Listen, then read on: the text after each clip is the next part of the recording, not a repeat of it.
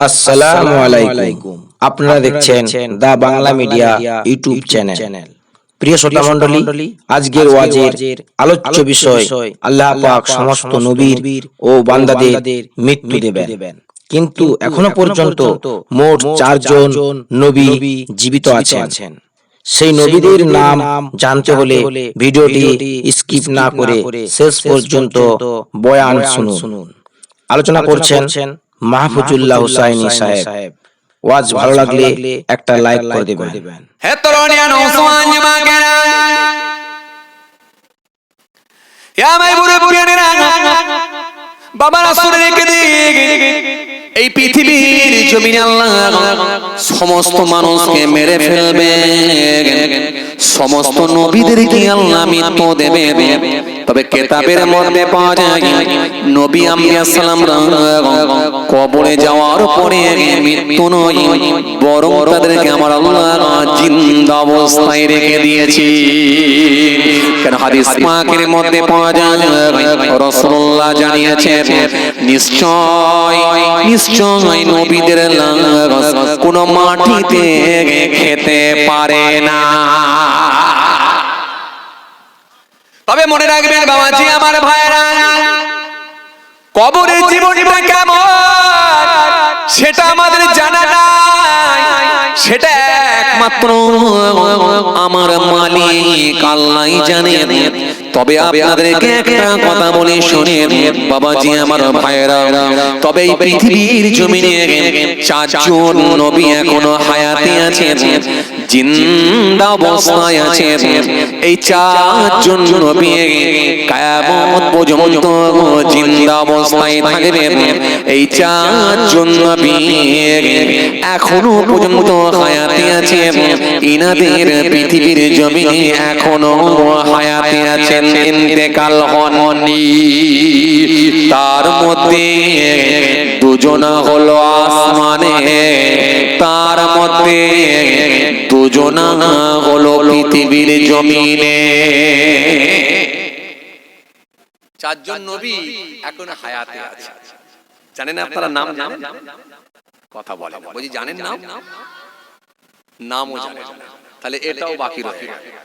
2 ধরনের রূহ, কেমন রূহ সেটাও বাকি রয়ে গেল। আর একটা কি বাকি আছে বললাম?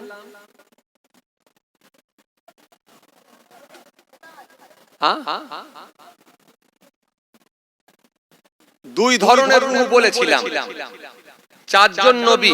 আর একটা কি বলেছিলাম বাবাজি?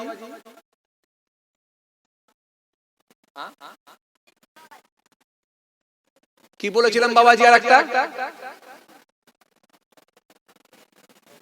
ভুলে গেছেন? 2 ধরনের মৃত্যু, একটা হলো ভালো মৃত্যু আর একটা হলো মন্দ মৃত্যু। এই মৃত্যু কেমন? ভালো মৃত্যুর লক্ষণ কি? তাহলে ভালো মৃত্যু, ভালো রূহ আর 4 জন নবী এখনো চলুন পরে আসছি, যদি আল্লাহ বলেন, সময় যদি থাকে পরে দেখছি। খেয়াল করেন,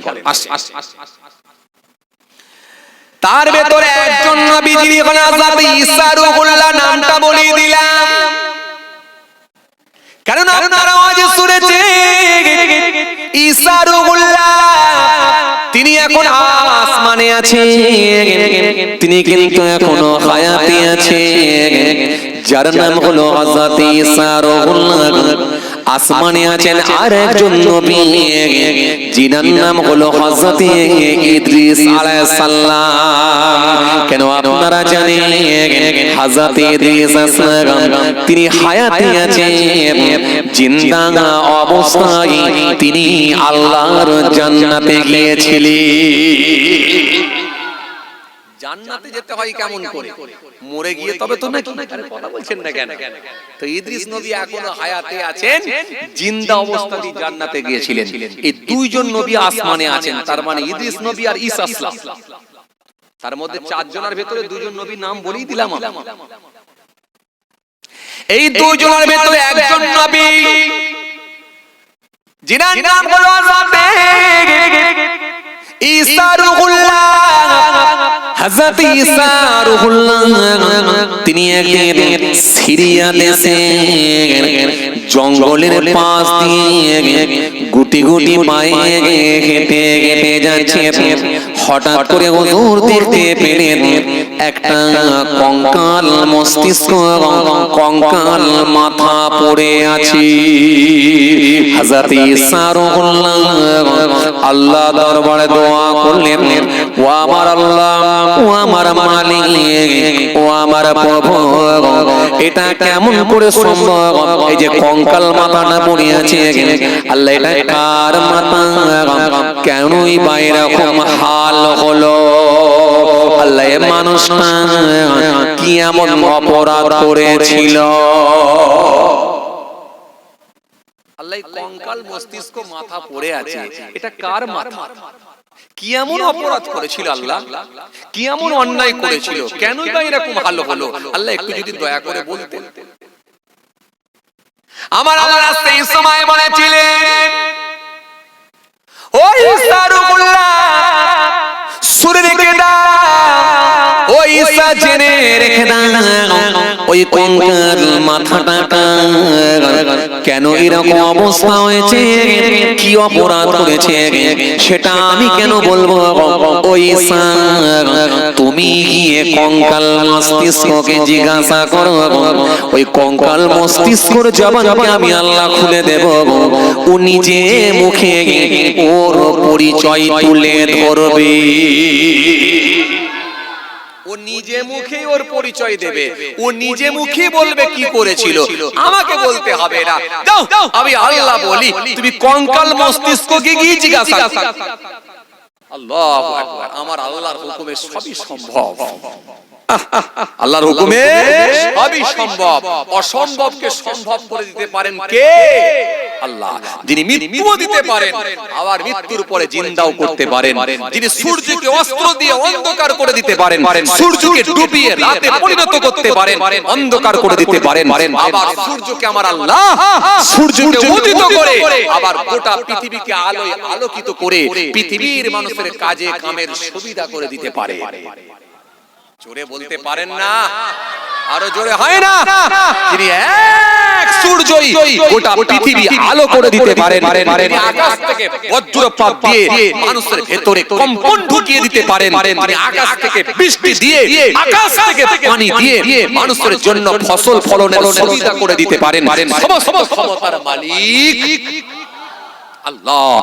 আল্লাযী জাআলা লাকুমুল আরদা ফিরাশান ওয়াস সামাআ বিনাআ ওয়া আনজালা মিনাস সামাই মাআন ফাআখরাজা বিহি মিনাত তামারাতি রিজকান লাকুম ফালা তাজআলু লিল্লাহি আনদাদা ওয়া আনতুম তা'লামুন। কোরআন বাজে কথা বলছি না, সব আল্লাহর কোরআন। কোরআনের মধ্যে আল্লাহ সুন্দর করে জানিয়েছেন যে কোরআনের কথা আমার কথা নয়। চলুন আলোচনা সংক্ষিপ্ত করব, আস্তে আস্তে ছোট করার চেষ্টা করব। চলুন ফিরে আসি যে জায়গা থেকে ছাড়লাম। হযরত ঈসা রুহুল্লাহ যখন এই কথা বলেছেন, আল্লাহ পাক বললেন, যাও চলে যাও, ওই কঙ্কালকে গিয়ে জিজ্ঞাসা করো, ওই কঙ্কাল মস্তিষ্ককে জিজ্ঞাসা করো, ওই মস্তিষ্কই তোমার প্রশ্নের উত্তর দেবে। হযরত ঈসা রুহুল্লাহ থাকতে না পেরে ওই কঙ্কাল মস্তিষ্কের সামনে গেলে, কঙ্কাল মস্তিষ্কের সামনে গিয়ে, ওই কঙ্কাল মস্তিষ্কের সামনে গিয়ে হযরত ঈসা রুহুল্লাহ বললেন, হে কঙ্কাল মস্তিষ্ক, আল্লাহর হুকুমে কথা বলো। যখন এই কথা বলেছে, ওই কঙ্কাল মস্তিষ্কর জবানকে আমার আল্লাহ খুলে দিলেন। ওই মস্তিষ্কর ভেতর থেকে কঙ্কাল মস্তিষ্কর মুখ থেকে স্পষ্ট ভাবে বলতে লেগেছে, লা ইলাহা ইল্লাল্লাহ ঈসা রুহুল্লাহ, লা ইলাহা ইল্লাল্লাহ ঈসা রুহুল্লাহ। এই কালেমা শরীফ পড়েছেন, পড়ে বলে, হুজুর এবারে আপনি বলুন কি বলছেন আমাকে বলুন। কঙ্কাল মস্তিষ্ক, যার দেহ নাই, যার হাত নাই, মস্তিষ্ক মাথা বটে কিন্তু মাথাটাও কঙ্কাল। মাথাতে চুল নাই, চামড়া নাই, দাঁত নাই, চোখ নাই, নাক নাই, অথচ এই মগজের এই মস্তিষ্ক থেকে আমার আল্লাহর কুদরতি ক্ষমতায় আমার আল্লাহ তার ভেতর থেকে কথা বলাচ্ছে। জোরে বলতে পারেন না? জি, আল্লাহর কুদরতি ক্ষমতায় সব সম্ভব। কঙ্কাল মস্তিষ্ক কথা বলে, হুজুর কি বলছেন এবার আপনি আমাকে বলুন। হযরত ঈসা রূহুল্লাহ সেই সময় বলেছিলেন, হযরত ঈসা রূহুল্লাহ বলেছিলেন, হে কঙ্কাল মস্তিষ্ক শরীরকে দাও, হে কঙ্কাল মস্তিষ্ক জেনে রেখে দাও তোমার নাম কি।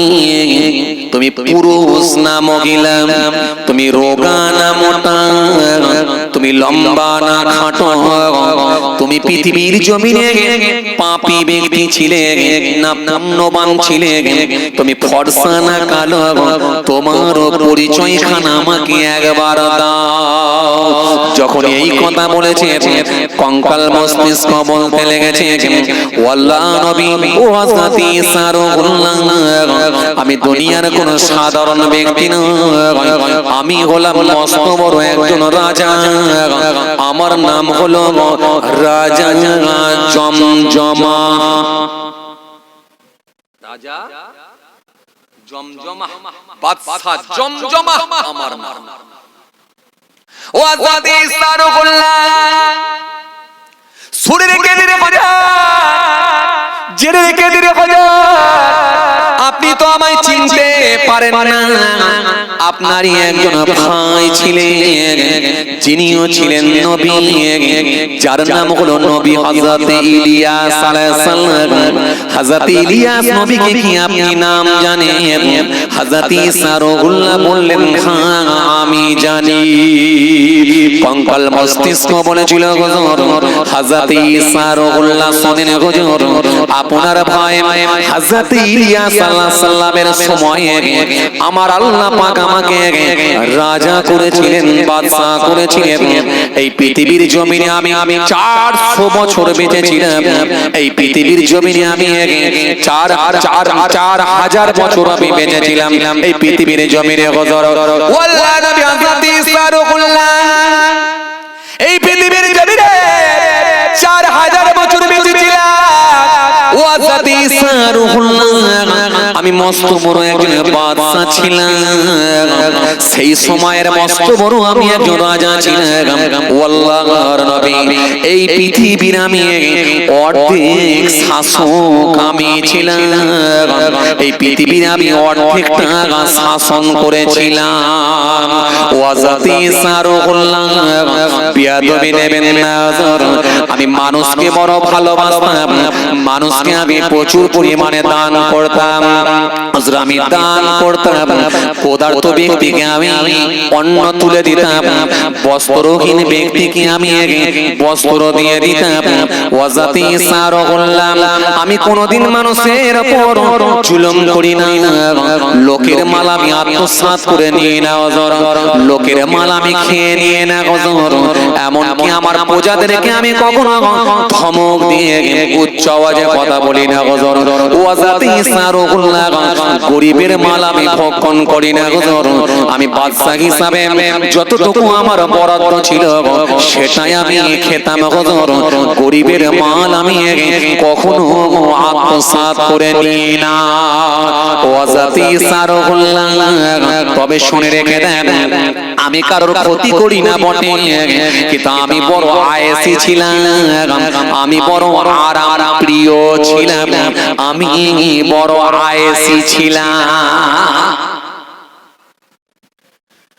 এই কচি কি হলো বাবু, এরকম করো কেন? চুপ করে বসো।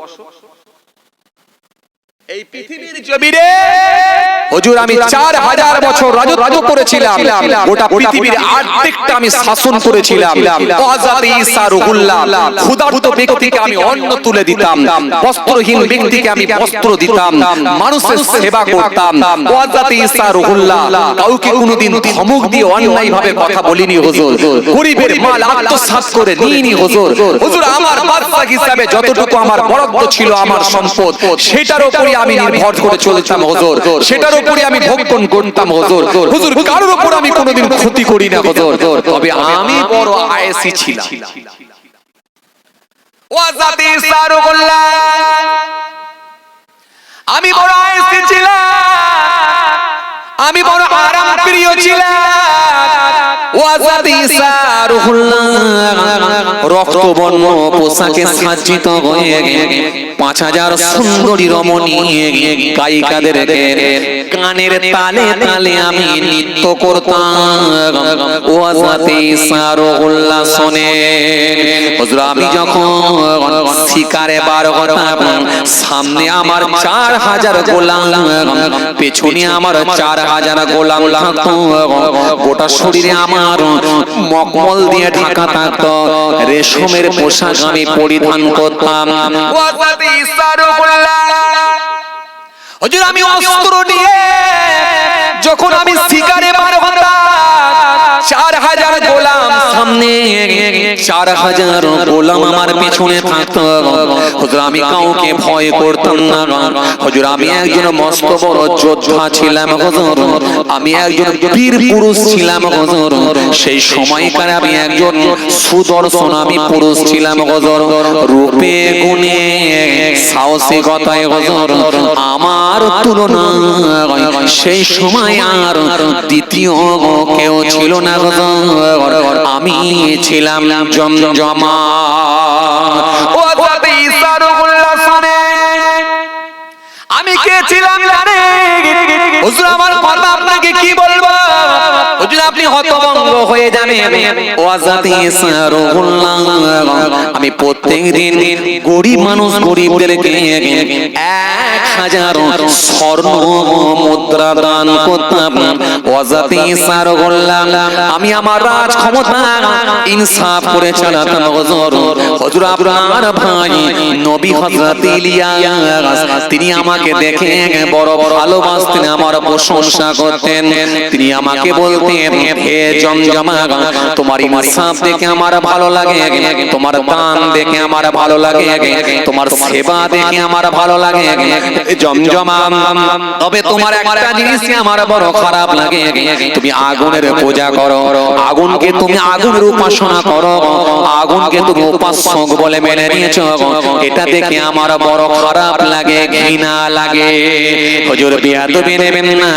আপনার ভাই হযরতে ইলিয়াস আলাইহিস সালাম তিনি বারে বারে আমাকে আল্লাহর উপরে বিশ্বাস আনতে বলেছিলেন, কালেমা পড়তে বলেছিলেন, ঈমান কবুল করতে বলেছিলেন। হুজুর কেন জানি আমার ভালো লাগতো না হুজুর, কেন জানি আমি এটা বিশ্বাস করতে পারিনি হুজুর, এটা কিন্তু আমি মেনে নিতে পারিনি হুজুর। ওয়াজাতি সারুহুল্লাহ শুনে রাখেন, ওয়াজাতি সারুহুল্লাহ জেনে রেখে দিন হুজুর আমি ঈমান আনি না, তা বলে কিন্তু আমার ভাই হযরত ইলিয়াস আলাইহিস সালামের সঙ্গে কখনো আমি খারাপ ব্যবহার করি না হুজুর, আমি খারাপ আচরণ করি না। তিনি যখন আমাকে দ্বীনের দাওয়াত দিতে আসতেন আমি হাসি মুখে শুনে নিতাম, হাসি মুখে শুনে নিয়ে হাসি মুখে ম্যানেজ করে তিনাকে পাঠাতাম। যাবার সময় আমি তিনাকে স্বর্ণ মুদ্রা উপঢৌকন দেবার চেষ্টা করতাম। কোনোবারে তিনি আমার উপঢৌকন গ্রহণ করেন না, কোনোবারই তিনি আমার উপঢৌকন তিনি নেন না। ওয়াজাতি সারুহুল্লাহ বিয়াদবি নেবেন না হুজুর, আমল আমার অনেক ছিল, শুধুমাত্র ঈমানটাই আমার ছিল না। আফসোস এই কথা বলে জমজমা কাঁদতে লাগলো।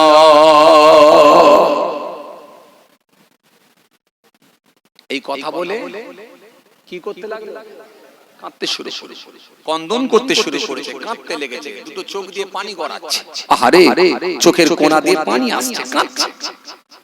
হযরত ঈসা রুহুল্লাহ বললেন জমজমা তুমি ঈমান কবুল করো না বলে খুব আফসোস হয় না? খুব আফসোস হয় হুজুর, আফসোস হলো আকাশ পাতাল, আপনাকে বোঝাতে পারবো না হুজুর, কি যে আমার আফসোস হয় আপনাকে বোঝাতে পারবো না।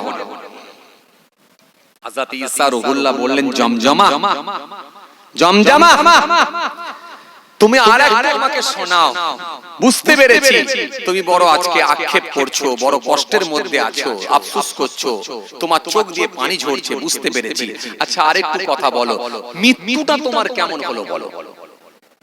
এই কথা শুনছেন আপনারা? মৃত্যু তোমার কেমন হলো বলো? মৃত্যুর বর্ণনা আমার সামনে একটু তুলে ধরো। আর তোমার সামনে যখন আজরাইল ফেরেশতা গিয়ে হাজির হয়েছিল, আজরাইলকে তুমি কেমন দেখলে বলো? আজরাইলকে তুমি কেমন দেখলে বলো? আর আজরাইল তোমার সঙ্গে কেমন আচরণ করলো বলো? আর মৃত্যু তোমার কেমন হয়েছিল একবার বলো। কার সঙ্গে কথা হচ্ছে? হযরত ঈসা রুহুল্লাহ জমজমা, কঙ্কাল মস্তিষ্ক, কঙ্কাল মাথা, জমজমা। জি, কে পাওয়ারফুল মানুষ ছিল, গোটা পৃথিবীর অর্ধেকটা যিনি শাসন করেছিলেন, গোটা পৃথিবীর অর্ধেক। আল্লাহু আকবার। সামান্য 65 বছর বাঁচবে, 68 বছর বাঁচবে, তাতে বলছে এসআইআর করে আমরাই ঠিক করব কে থাকবে আর কে যাবে। আরে কথা বলছেন না কেন? খোঁজ খবর রাখেননি নাকি আপনারা? কিছুদিন আগে বলছিল এনআরসি, এখন এনআরসি নামটাকে চেঞ্জ করে দিয়ে তার ভালো নাম দিয়েছে এখন এসআইআর। কথা বলে জিনিসটা একই, খালি এটা ভালো নাম চেঞ্জ করেছে এসআইআর। যে ভালো নাম আমাদের সব আছে না কিছু কিছু ছেলেদের ডাক নাম, উপনাম, ভালো নাম। আরে কথা বলেন না কেন? ছেলের নাম হলো আব্দুল জব্বার, ওটা হলো লুকানো নাম। লোকে জানে আর এক নাম, সেটা হলো কি ঝন্টু শেখ। কথা বলে না। আরে কথা বলছেন না কেন? আব্দুল জব্বার হলো লুকানো নাম, আর এখন হলো ডাক নাম, সেটা হলো ঝন্টু শেখ। ঝন্টু কারো নাম দিয়েছে পল্টু, কারো নাম দিয়েছে পল্টু, কারোর নাম দিয়েছে মন্টু, কারোর নাম দিয়েছে লালপিন, কারোর নাম দিয়েছে ভলপিন, কারোর নাম দিয়েছে হারকিন, কারোর নাম দিয়েছে সেফটিপিন। বলে মডার্ন যুগের মডার্ন নাম। আরে কথা বলে না। লালটু বল্টু সল্টু বলে দেখছো না, এই যে এসআইআর করতে গিয়ে নামের গোলমাল হচ্ছে। আরে কথা বলে না। এজন্য নাম দিয়েছি সেফটিপিন, যাতে করে আর ভুল হবার কোনো সম্ভাবনা নাই। ভুল হবার কোনো সম্ভাবনা। চলেন, কথাই কথা বেড়ে যাচ্ছে, আসেন ফিরে আসি। কোন জায়গায় ছিলাম জানো? হযরত ঈসা রুহুল্লাহ বললেন, তুমি যে আজরাইল ফেরেশতাকে দেখলে কেমন একবার বলো, আর আজরাইল তোমার সঙ্গে কি ব্যবহার করলেন একবার বলো। হযরত ঈসা রুহুল্লাহকে সেই সময় বলতে লেগেছেন, ওয়াল্লাহ নবী হযরত ঈসা রুহুল্লাহ বিয়াদবি নেবেন না হুজুর। একদিন আমি আমার সিংহাসনে বসেছিলাম, রোদ্রের তাপে বসেছিলাম, হঠাৎ করে আমার মাথাটা টিপ টিপ করে যন্ত্রণা শুরু হলো। মাঝে মাঝে আমাদেরও মাথা লাগে না? লাগে লাগে না? জ্বর হলে খুব বেশি লাগে। এখন আবার একটা ভাইরাস জ্বর হচ্ছে না, অনেকেরই জ্বর হচ্ছে, দেখবেন গোটা শরীরে যন্ত্রণা, গোটা মাথায় যন্ত্রণা, খিদা নাই, মুখ টক হয়ে গেছে, ভালো লাগে না। এরকম হচ্ছে কি হয়? হচ্ছে জি, মাথা ব্যথা। জমজমা বলতে লেগেছেন, হুজুর বিয়াদবি নেবেন না। রোদ্রে বসেছিলাম, হঠাৎ করে আমার একটু মাথাটা ব্যথা লাগলো, মাথা আমার ব্যথা করতে লাগলো। আমি আর থাকতে পারলাম না, বাড়িতে চলে গেলাম। বাড়িতে গিয়ে একটু রেস্ট নিলাম। মাথা যন্ত্রণা কমে তো দূরের কথা, মাথা যন্ত্রণা কমা তো দূরের কথা, আরোগ্য সেবা হওয়া তো দূরের কথা, বরং যন্ত্রণা বেড়ে গেল।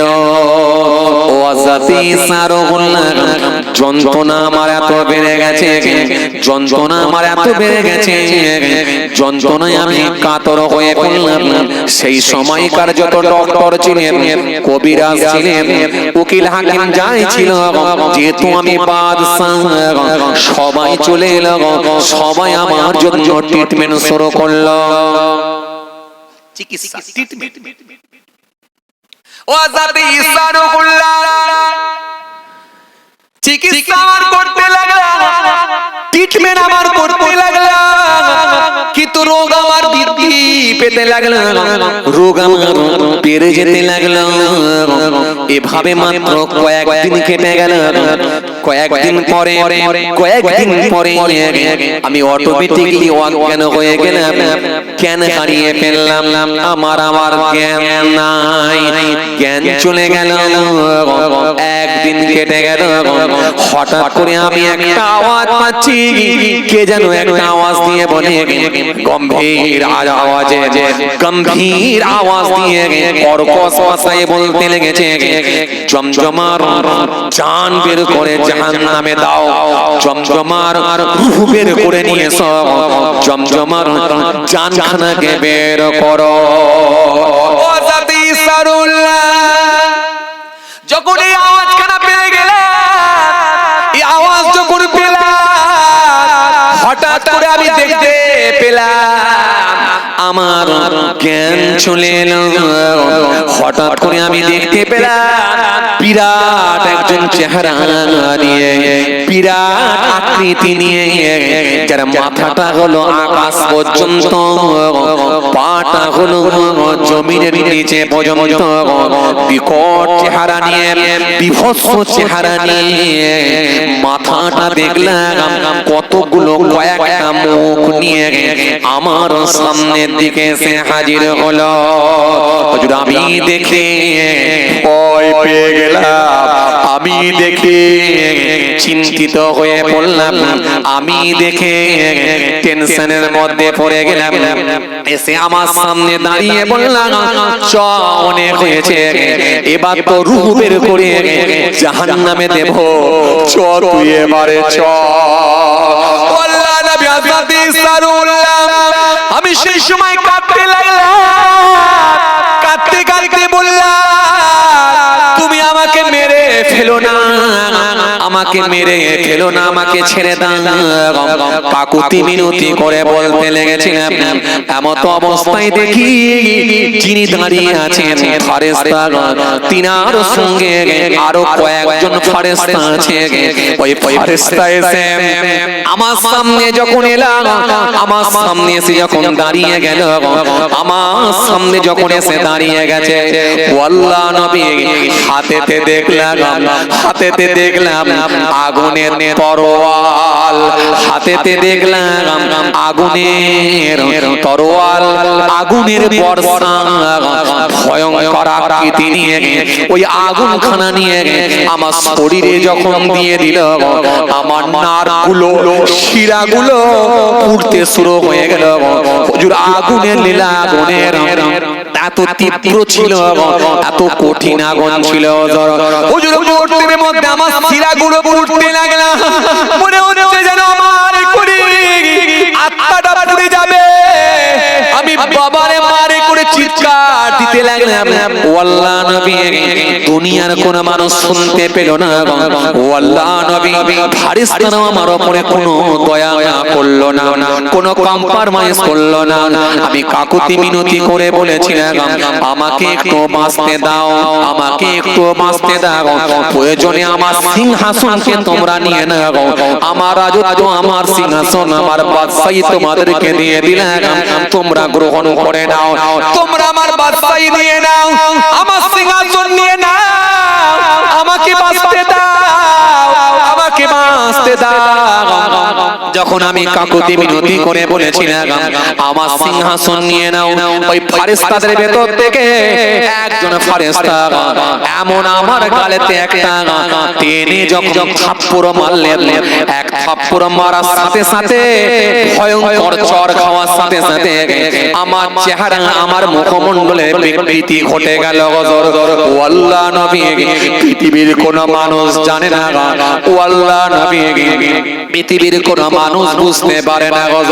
ও আল্লাহ নবী, এই করে আমার সামনে যখন আমাকে বলতে লেগেছি, হে পাপী, তুই কি কোনদিন শুনেছিস আল্লাহর ফেরেশতারা পাপী লোকের জানের বদলে সিংহাসন গ্রহণ করেছে? এটা কি কোনদিন শুনেছিস? তুই ফেরেশতাদেরকে ঘুষ খাওয়াবার চেষ্টা করিস, তোর এত বড় হিম্মত কে দিল? হুজুর আমাকে যখন ফাঁস করে চড় মারলো, চেহারার বিকৃতি ঘটে গেল। হুজুর আমার গোটা শরীর পুড়তে লাগলো, এবারে আমার রূহ বের করতে লাগলো। হুজুর আমার যখন রূহখানা বের করতে যাই, আমি দেখলাম আজরাইলকে দাঁড়িয়ে আছে, ভয়ঙ্কর আকৃতি নিয়ে একটা মুখ। হুজুর কয়েকটা মুখ নিয়ে যখন দাঁড়িয়ে আছে হুজুর আমি হতভম্ব হয়ে গেলাম। হযরত ঈসা রূহুল্লাহ বললেন, হে জমজমা, তুমি কি আজরাইলকে জিজ্ঞাসা করো না এই কয়েকটা মুখ কেন, এই এতগুলো মুখ থাকার কারণ কি? ও আল্লাহ নবী, অত বিপদের সম্মুখীন হইয়া কত বিপদের সামনে পড়ে আমি জিজ্ঞাসা করেছিলাম এই মুখগুলো আপনার কেন?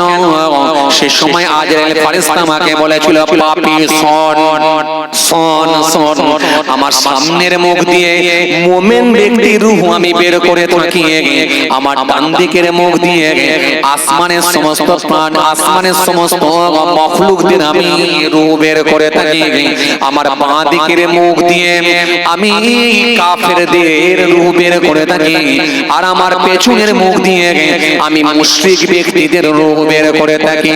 এ পাপী শোন, তুই মুশরিক, এজন্য তুই আমার পেছনের মুখটা দেখতে পাচ্ছিস, এই পেছনের মুখ দিয়ে তোর সামনে আমি দেখা দিয়েছি।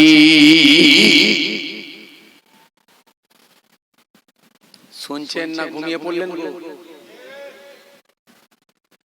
হুজুর ভয়ঙ্কর অবস্থা, আমি বলে বুঝাতে পারবো না। হুজুর ভয়ঙ্কর অবস্থা, আমি বলে বুঝাতে পারবো না। হুজুর বলে ঝরঝর করে কাঁদছে কে? জমজম। হুজুর আমার অবস্থার কথা বলে শেষ করতে পারবো না। হুজুর চারটে মুখ আমি দেখতে পেলাম। সামনের মুখ দিয়ে তিনি বললেন, আমি মুমিনের জান বের করি, ডান দিকের মুখ দিয়ে আসমানের মাখলুকদের জান বের করি, বাঁ দিকের মুখ দিয়ে কাফেরদের জান বের করি, আর পেছনের মুখ দিয়ে মুশরিকদের জান বের করে থাকি। যেহেতু তুই মুশরিক, তাই পেছনের মুখটা আমার দেখতে পেয়েছিস। হযরত ঈসা রূহুল্লাহ বললেন, এবারে বলো জান বের করার সময় তোমার কি অনুভূতি হয়েছিল, কি মনে হয়েছিল, কি বুঝেছিলে, কেমন কষ্ট পেয়েছিলে, কি অনুভূতি তোমার মধ্যে এসেছিল, কি তুমি পেয়েছিলে, সেটা আমাকে একটু বলো। জমজমা সেই সময় বলতে লেগেছিলেন, ওয়াজাত ঈসা রূহুল্লাহ যখন আমার জানখানা বের করতে লাগলাম, যখন আমার আত্মা বের করতে লাগলাম, আমার আত্মাখানা যখন টেনে হিচড়ে বার করা হলো, হযরত ঈসা রূহুল্লাহ সেই সময়টা এমন হয়েছিল যেন মনে হচ্ছিল এক সঙ্গে 1000 তরোয়াল আমার উপরে প্রহার করা হচ্ছে।